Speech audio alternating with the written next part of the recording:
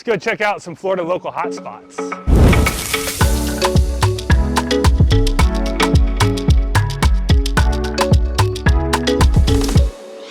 All right, so today we're gonna talk to you about Florida local hotspots. We're gonna break it down into 4 categories for you: sports and leisure, entertainment, dining, and then last but not least, sunsets. Gotta get those sunsets in.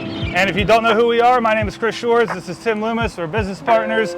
We own Whitewell Real Estate. And if you wanna know and stay up to date on all things about living in New Smyrna Beach and the greater surrounding area, please remember to like, subscribe, and follow so you can get the news first. And don't forget, we get calls, texts, and emails, text messages, smoke signals, island drums from people. Hi! Every day. We must have known them.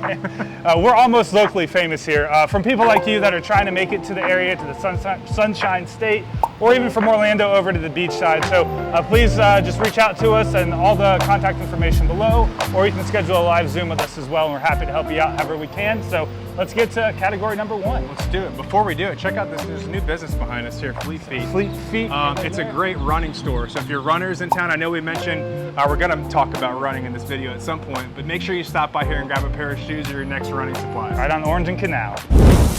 All right, let this be our first stop. I'm standing outside of the Corkscrew. This is just a lovely restaurant and a great location in downtown Canal Street. Corkscrew is known for having American comfort food with a southern twist. So one of my favorite items that I've ever had here was the chicken and waffles. It's a brunch menu item on a Saturday or Sunday. It really just hits the spot, and I really can't touch on anymore how good the food in the location is. It's a little bit nostalgic to me. My mom actually worked in this building for about 24 years when it was a penny saver before it became this lovely restaurant. So next time you're downtown Canal Street, come in here and check it out and grab a bite to eat. All right, so next up on dining and places to eat, we're at the world famous Blackbeards here in New Smyrna Beach. Do you eat them raw? I don't eat them raw, but some people do. And if you're wondering what I'm talking about oysters. People come all around, they have a great Oysters Rockefeller here. We are a little bit upset, Blackbeards. I will say that we're unhappy with the fact that you don't do lunch anymore, but your prime rib is so good that we'll still promote your business. So definitely come down here. It's really just a great family spot, been in business for many, many years. It's very nostalgic for those of us that are from here, because as Chris and I have been coming here since we were kids, the tables are still the same design. It kind of just has that really like homey family feel to it. So definitely stop by Blackbeards when you're in town. Call us, we'll get a prime rib with you. All right, so if you're looking for a little bit more upscale casual dining, we got the perfect spot for you. Spanish River Grille behind me right here. It's gonna be a contemporary Latin cuisine with inventive cocktails. Just a wonderful place. It's really a tapas heavy focused menu. Special place in my heart. I worked at the Spanish River Grille as one of my first restaurant jobs when it was the original Spanish River Grille on 3rd Avenue on the beach side. They shut down for a little bit, went away, came back, and they're better than ever. So if you're just looking for a really nice dining experience, make sure you check them out here. Lots of wine, tapas, and you're not gonna get bored with the food. Merks, the local's choice. And Merks is not misleading you, and I would argue to say that Merks is probably the most local of local spots you can get in New Smyrna Beach. It is a sports-ish themed bar, so you can come in here, watch all the sports games, but if you're not a sports fan, you can still come here anyway and have a great time. They're most famously known for their Frankenstein wings, which is a combination of all their sauces put together, and it's absolutely delightful. When you order them, make sure you get them grilled and re-tossed with the Frankenstein sauce. That's the secret way to get them done, extra crispy for you. One of Tim and I's spots, just because you go here and it's like cheers, everybody knows everybody, and you're always welcome. Also, they do karaoke on Thursdays, so if you're just looking for some cheap entertainment and good food, Merks is your place to go.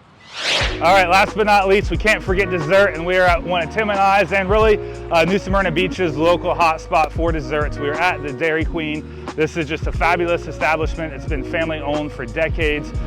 Wonderful family that takes care of it. One of the unique things about this Dairy Queen is they only serve hot dogs and the ice creams and blizzards that you're accustomed to. They don't have all the other Dairy Queen hamburgers and fries and all the other stuff. They just stick to the fundamental basics, and that's why we think they do such a great job of having that consistency throughout.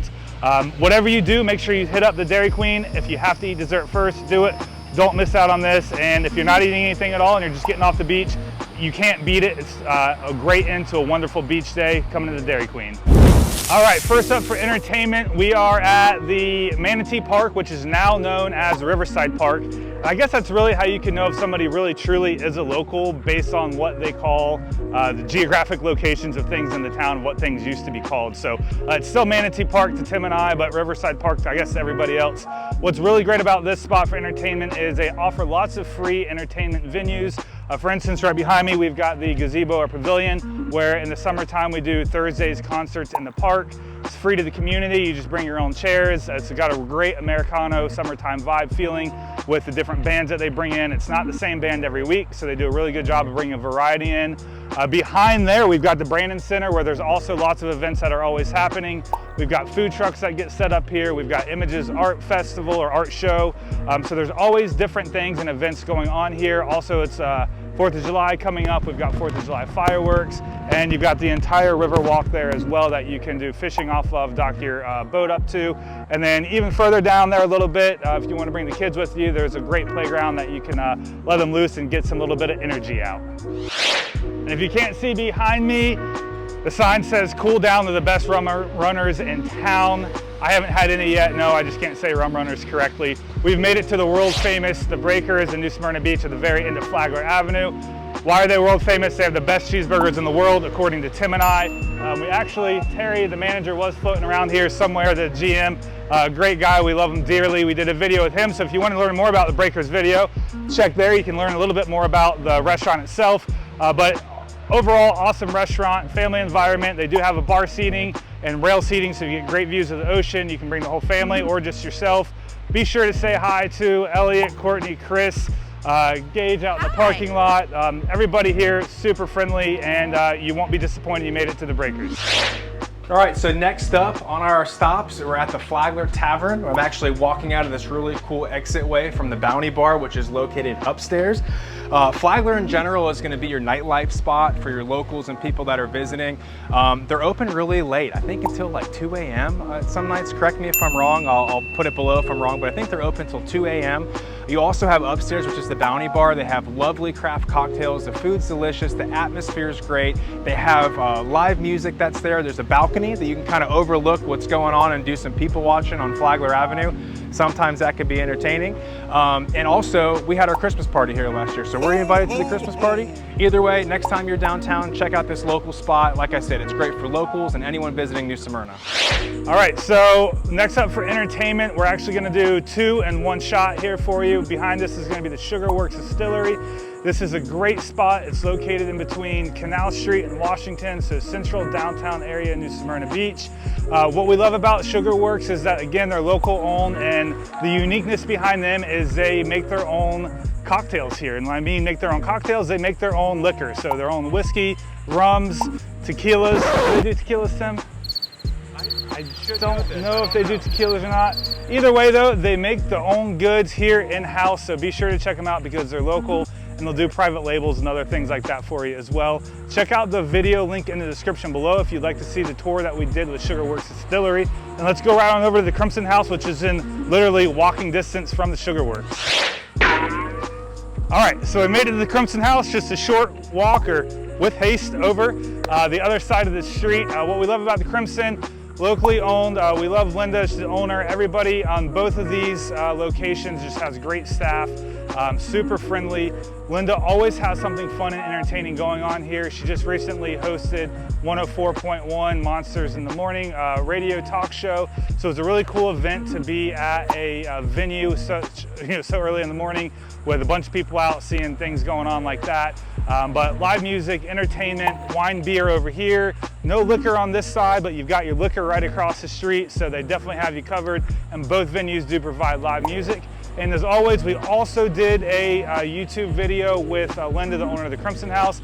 You can check out the link in the description there to check out that and get a little bit more intimate with the Crimson House. Yeah, it's what, you know, sometimes. Big heart for you. Aw. So that was a nice warm welcome Welcome to Toni and Joe's, in business since 1958. Another great local establishment for you and your family and friends to visit.